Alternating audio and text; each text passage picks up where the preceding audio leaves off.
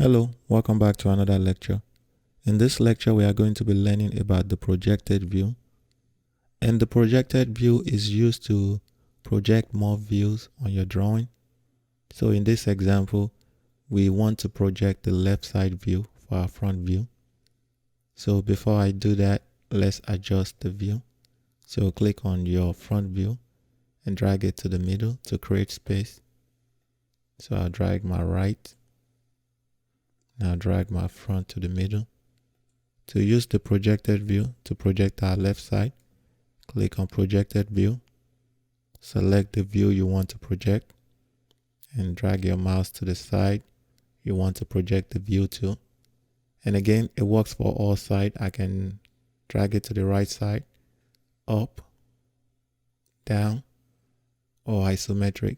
So in this example, let's drag it to the left to create our left view and left click to place the view. And once you're done, click OK. And that is how you place a new view using the projected view. Thank you, and I'll see you in the next lecture.